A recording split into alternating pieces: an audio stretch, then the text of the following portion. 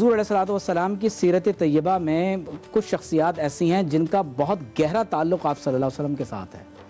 حضرت سیدہ خدیجہ الکبریٰ رضی اللہ تعالیٰ عنہ 25 برس اور حضرت ابو طالب رضی اللہ تعالیٰ عنہ تقریباً 50 برس کا حضور علیہ الصلوۃ والسلام اور پھر وہ عام الحزن جو ہے وہی وہ ایک وہ اللہ اکبر۔ علامہ صاحب ہم جہاں تک پہنچے تو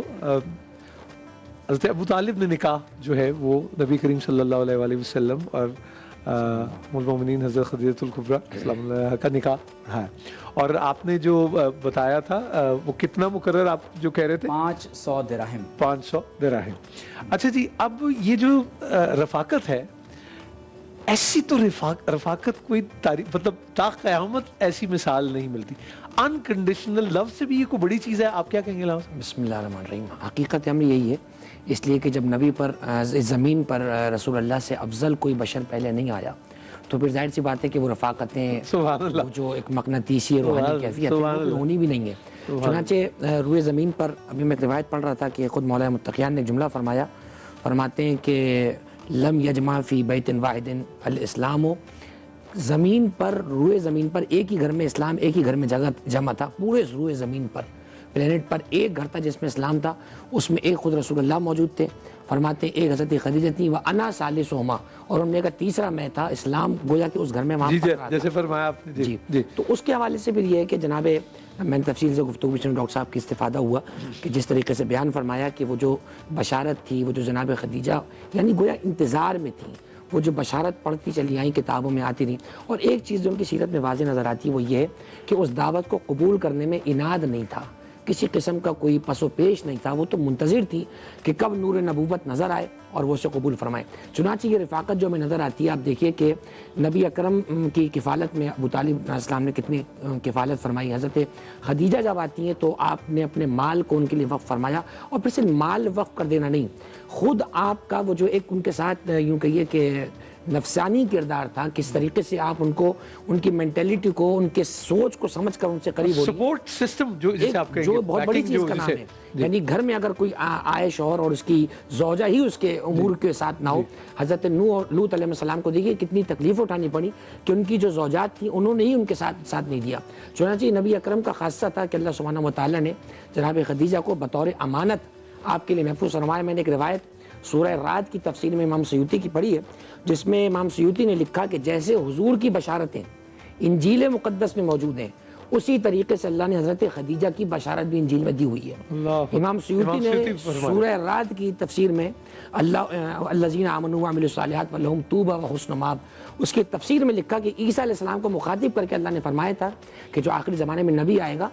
صاحب الکسا، وہ چادر والا نبی ہوگا، وہی جو چادر ڈال کے پھر اہل بیت کو لیا۔ انما نسلہ من المبارکۃ، اس نبی کی نسل زمین پر جس بی بی سے پھیلے گی اسے انجیل میں ہم نے مبارکہ کہا ہے، ایسی صاحب برکت کہ جس سے خود کوثر والی بیٹی نے دنیا میں جنم لینا ہے۔ اس کے بعد فرمایا کہ وَلَہَا ابنتن، اور اس خدیجہ کی ایک بیٹی بھی ہوگی، اس کا نام فاطمہ ہے۔ وَلَہَا ابنان، اس فاطمہ کے دو بیٹے ہوں گے، یعنی الحسن والحسین فیستشہدان، وہ دونوں شہید ہوں گے۔ تو یہ وہ چنا ہوا وجود تھا اللہ سبحانہ وتعالیٰ کی طرف سے کہ جیسے ہی نور نبوت چمکا اور جیسے ہی مہک نبوت پھیلی ہے تو فوراً جیسے ہی مشام حضرت خدیجہ میں وہ خوشبو پہنچی ہے، آپ نے فوراً قبول فرمایا۔ یہی وجہ ہے کہ حضور والہانہ فرمایا کرتے تھے واللہ ما ابدلین اللہ خیرا منہا، اللہ نے مجھے خدیجہ سے بہتر کوئی شریک عطا نہیں فرمایا۔ اور یہ وہ شریک حیات ہیں جنہوں نے پیغمبر کی زندگی میں آ کر اپنے ایمان کو بھی بڑھایا اور حضور کی زندگی میں ان کے ساتھ مل کر اسلام کو پھیلانے میں۔ سبحان اللہ، سبحان اللہ۔ عمران بشیر بھائی بھی تشریف لے آئے سر، آئیے۔ السلام علیکم ورحمۃ اللہ وبرکاتہ۔ بسم اللہ، بسم اللہ، تشریف رکھیں۔ میم اگر میں پوچھوں کہ اثاثہ جات کی اگر ہم بات کریں، ایسٹس جسے کہتے ہیں، چونکہ برکۃ العرب اور اتنی بڑی تاجرہ، کیا ہوں گے اس وقت اثاثوں کی مالیت اگر ایسے ہی میں 2024 سے اس کو سمجھنے کی کوشش کروں، جو سب نچھاور کر دیے حضرت خدیجہ الکبریٰ سلام اللہ علیہ نے نبی کریم صلی اللہ علیہ وسلم کی ذات پر اور اسلام کے لیے وقف کر دیے، اگر سمجھ سکیں۔ بسم اللہ الرحمن الرحیم۔ دیکھیے آج کے تو میرا خیال ہے وہ اربوں ہم کہہ سکتے ہیں۔ اچھا جی۔ اس لیے کہ اس وقت پورے شہر میں مکہ میں سب سے بڑی تاجرہ یہی تھی، اور انہی کے مال سے ہر کوئی تجارت کرنا چاہتا تھا۔ اور جب آپ صلی اللہ علیہ وآلہ وسلم نے آ کر اپنی اس خواہش کا اظہار فرمایا کہ ان کا جی یہ چاہتا ہے کہ وہ فلاں فلاں فلاں جن سے مل کر آئے ہیں ان سب کی مدد کریں، اور دوسرے اللہ تعالیٰ نے ان پر تبلیغ کی جو ذمہ داری ڈالی، تو حضرت خدیجہ نے جو یہ حمایت اس وقت جو کی ہے، میں کہتی ہوں پورا ایک اسلام ان کا مقروض ہو گیا۔ جی نور بھائی، آج کی عورت کو میں اگر کمپیئر کرتی ہوں اپنے سمیت،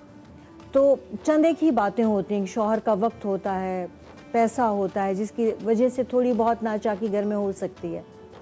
ان دونوں معاملات میں سیدہ خدیجہ نے جس قدر ساتھ دیا ہے، کائنات میں عورت ہونے پر مجھے دو ہی باتوں پہ فخر ہوا ہے، حضرت خدیجہ، اور ان کی پہلی بات یہ کہ وہ خاتون ہے، کائنات کا پہلا بندہ بندی وہ ہیں جنہوں نے کلمہ پڑھا، جنہوں نے آپ صلی اللہ علیہ وسلم پر ایمان لایا۔ ایک تو مجھے اس بات پہ فخر پہلی ہوتا ہے، نماز بھی جب ساتھ پڑھی وہ بھی سب سے مطلب پہلے۔ اس معاملے میں کوئی مرد بھی ان سے آگے نہیں جا صحیح۔ سکا، تو مجھے یہ فخر ہوتا ہے کہ میں عورت ہوں۔ دوسرے جو مجھے فخر ہوتا ہے نا، سیدہ خدیجہ کو میں آئیڈیلائز کرتی ہوں، وہ اس بات پر کرتی ہوں کہ ہم لوگ پوری دنیا میں پھرتے ہیں، ویسٹ ہو یا آج پاکستان ہی کیوں نہ ہو، میاں بیوی میں جو بیسک جھگڑا ہو رہا ہے، کیونکہ عورتیں بھی اب کام کرنے لگی ہیں، تو پیسوں کی وجہ سے ہو رہا ہوتا ہے، یہ میرا اکاؤنٹ ہے، یہ آپ کا ہے، نان نفقہ آپ کے ذمہ ہے۔ رسول پاک صلی اللہ علیہ وآلہ وسلم کو ذہنی طور سے پورا سکون اور راحت فراہم کر دی کہ آپ کی یہ ذمہ داری ہی نہیں ہے،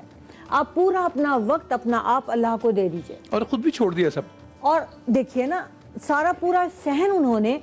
پورے ڈھیر لگا دیے، اس میں سونا ہے، چاندی ہے، دراہم ہے، اشرفیاں ہیں، پورے کا پورا مال ہے، اور فرماتی ہوں سرداروں کو اکٹھا کر کے اعلان فرما دیا کہ یہ آپ سب کو گواہ کرتے ہوئے میں رسول اکرم صلی اللہ علیہ وآلہ وسلم کے حوالے کرتی ہوں، یہ سارا مال وہ جس کو چاہے دے دیں۔ اور یہ پھر ان کا انہوں نے ہوا۔ خود تجارت بالکل ختم کر دی اس کے اور بعد۔ پھر اس کے بعد انہوں نے بھی اپنا وقت کلی طور پر آپ صلی اللہ علیہ وآلہ وسلم کی حمایت میں اور اسلام کی حمایت میں لگا دیا۔